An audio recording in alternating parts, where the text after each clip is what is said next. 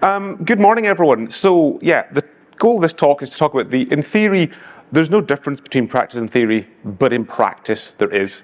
I actually went looking for the source of that quote when I was preparing for this talk, and I found it's one of those quotes that it's been attributed to everyone from Albert Einstein on down. So there's no particular source. But the idea is sometimes when we're thinking about things, when we're thinking about how we're going to implement something, we have an idea of how it's going to work. And then we hit reality, and we find out that maybe it might not. So I wanted to take a look at this with regards to Kubernetes and cloud native. So I think if you read a lot of articles online, you can kind of get the idea that, everyone's clusters are massively up to date and we're all running cross-cloud, zero trust, ambient service mesh with confidential computing, right? Because you read all these articles and think. So I want to try and say, well, is that really the case? And I'm fortunate enough to have some access to some data that's going to let me work out, give us some ideas of whether that's really the case. Is that what's really going on in production? So that's what this talk is about. So before I get started, just very quick about me. My background is actually in information and IT security.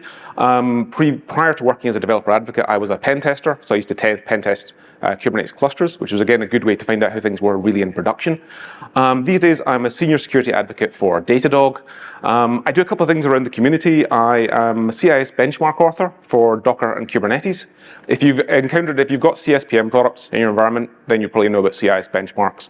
Basically, a vendor-neutral hardening guide for those products, amongst many others. Also a member of Kubernetes SIG security and CNCF tag security. If you're interested in security, I thoroughly recommend coming along to these meetings for these groups. Very friendly, very easy, just come in and listen, or if you want to participate, also very open to that as well, and there's lots of places where help is needed. I'm also a member of I think, the only unofficial SIG to have ever keynoted KubeCon, which is SIG Honk. And we do hacking things, and that's where the goose icon comes from. So, this talk is not about Datadog, but it is about data from Datadog. So Datadog, if you don't know us, we're a SaaS monitoring, observability, and security platform. And one of the things we do every year is we try and look at some of the data we have and try and find interesting trends. What does this data tell us? What can we learn about the data? So for the container survey, which is the most recent one, came out about 2 or 3 weeks ago, I think it was tens of thousands of organizations and 1.5 billion containers. So whilst this data is not everything, it is one view of what's happening in the real world. So there's a couple of interesting trends that I thought I saw when I looked at this, and this is what I kind of wanted to talk about. So first trend is technology adoption.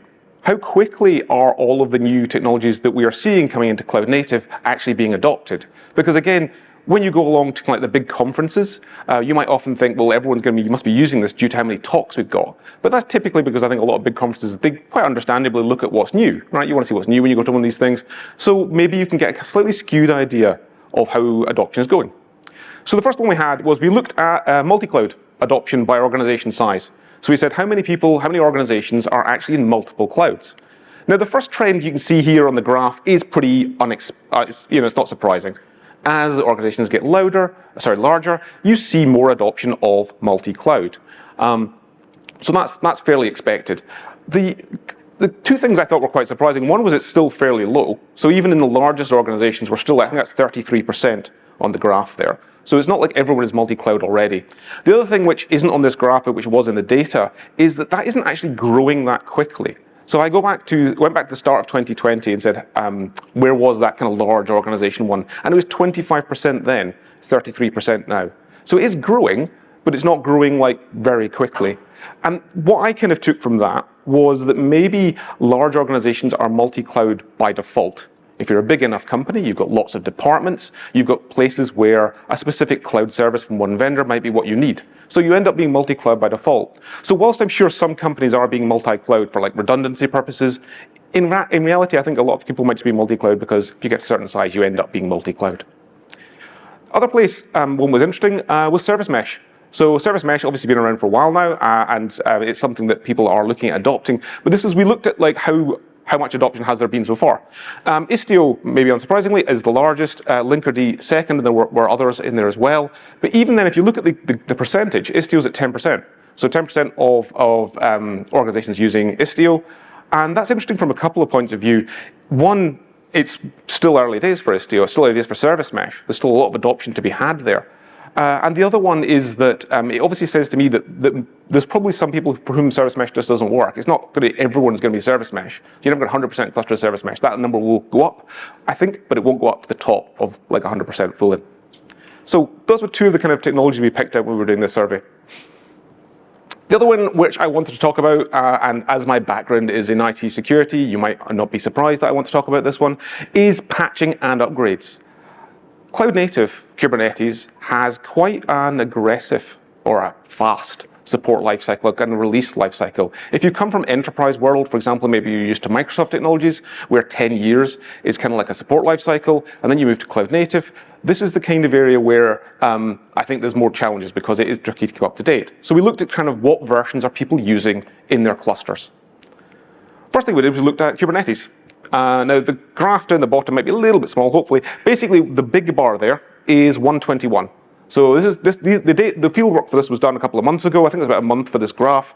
And what we're seeing is 121 is by far and away the biggest deployed version.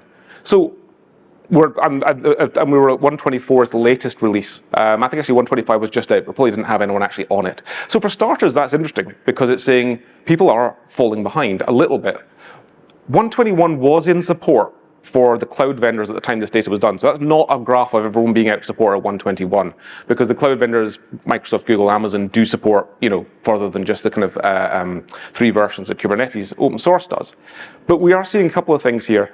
The first point I took from this was, from a community perspective, one of the things we do is that when something is deprecated or removed, so think about Docker shim deprecation or removal, think about pod security policy removal, we do communications about that. We put blog posts out. In reality, a lot of clusters won't hit that point for maybe another year. So one of the things that I was taking away from this was we actually need to make sure that data and that information is still available a year later, or maybe even 2 years later, because clusters won't get to the point of actually needing that information until they actually come to move to that version. So that was kind of interesting. The other one that I think was interesting to me is you can see we're starting to see a long tail forming down the left-hand side. So everything from like 120 back the way is probably unsupported. So this means that anyone who's running on those versions, if there is a CVE in the API server tomorrow, now obviously we hope there isn't, but it's software, bugs happen, those clusters are going to have to jump multiple versions all at once, which is potentially quite challenging. If anyone's upgraded to Kubernetes, you know that trying to jump like 3 versions, 4 versions all at once is not something you necessarily want to do.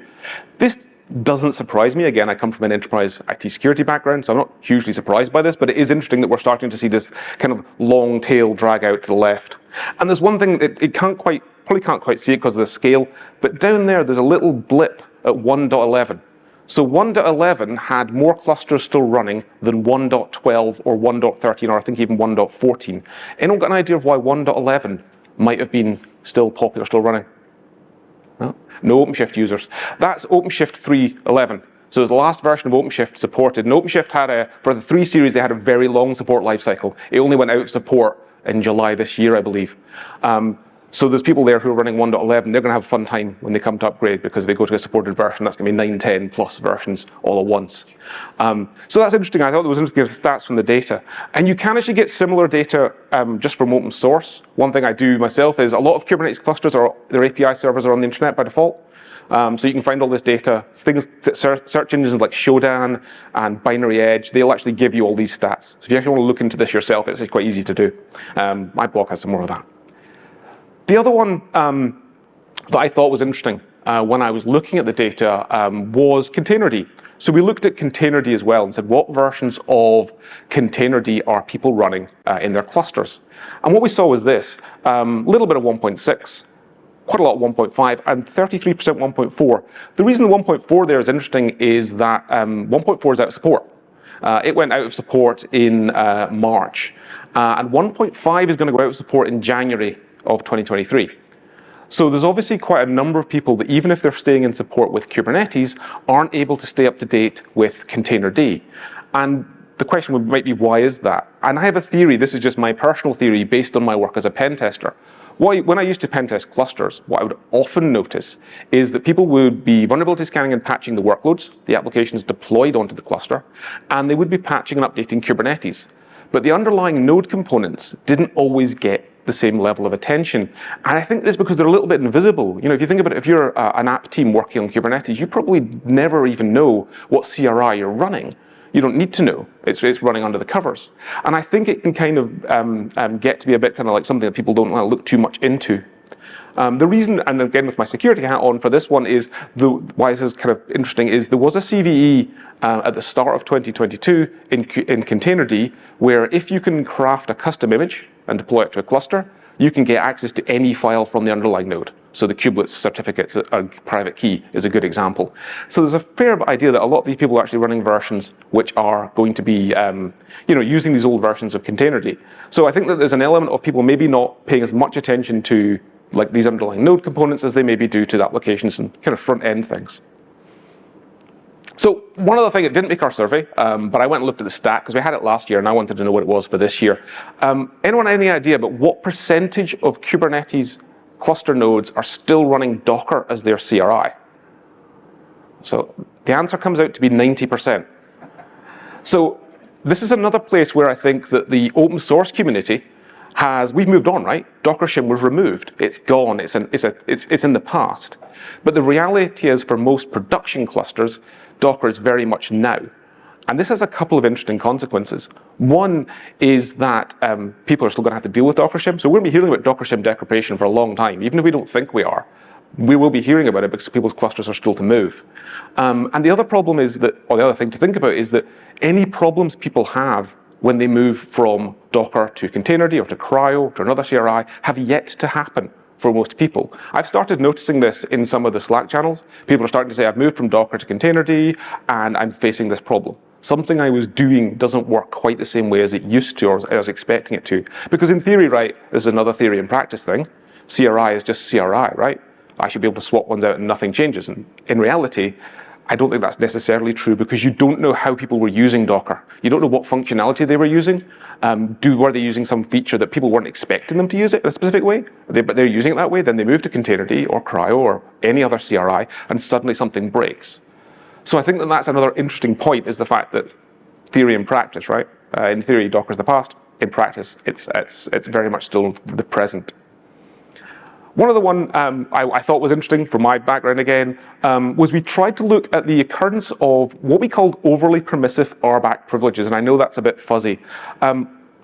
What we did was we looked at, there's a Kubernetes docs page, if you haven't seen it, which talks about privileges, rights which if you give them allow privilege escalation. So there's the obvious ones. If I give someone cluster admin, obviously they are cluster admin. If I give someone the bind or escalate RBAC verb, they can escalate their privileges. If I let someone edit validating admission webhooks, they can escalate their privileges. There's quite a few RBAC rights that if you give someone to them, they can actually escalate to cluster admin. And there's two stories. There's the obvious story here, which is it's getting better. This is good. We're seeing fewer clusters with these privileges, with users with these privileges. However, it's still quite high. You're still talking a reasonable number of people. And with my pen tester's hat on, I looked at this data and the Containerd data and said, well, hang on. Containerd is a lot of people running old vulnerable versions of Containerd. That would allow me as an attacker to break out to one node in the cluster. But if there's any other workloads on that node that have got these rights, I can then escalate my rights to cluster admin. So I put those two things together and say, well, hang on, there's potentially something to think about here, which is one, people need to pay a lot of attention to RBAC rights they're giving, and two, you need to pay attention to your node component versions. So, just bring it all together, in conclusion, if your organization has not yet rolled out the latest Kubernetes versions and all the latest software, do not worry, you are in good company. If someone's saying to you, why aren't we already on this brand new thing? Don't worry, lots of people aren't on the brand new thing. That's the reality of the situation. The second one was information about deprecations and removals for Kubernetes. I think it's important that that information is available somewhere which is long-term, right? Blog posts are great. I think they get attention. They go on social media. But we need docs pages that say, hey, you're now moving like a year and 2 years down the line. You're going to Kubernetes 124. Here's what changed. Here's the APIs that got removed. Here's the things that got added or removed. And the last one is, if you're running production clusters, do watch out for the underlying component versions. Watch out for these node software, things that aren't getting pushed through CI/CD maybe, depending on how you deploy. You still do need to watch about patching those as well. If anyone's looking for more information, there's more information in the report there. That's the URL. So you can also just Google Docker container report. It will work fine, but that's the URL for it. So thanks very much for that. That was my talk. If you have any questions, I don't know if we've got time now, but if you don't, there is got my email and Mastodon, and if anyone's still on Twitter. My recruitment colleagues did say I had to say we are hiring, so at the URL below, specifically if anyone's into container orchestration advocacy, do come have a chat with me because we've got roles there as well. So hopefully that was useful.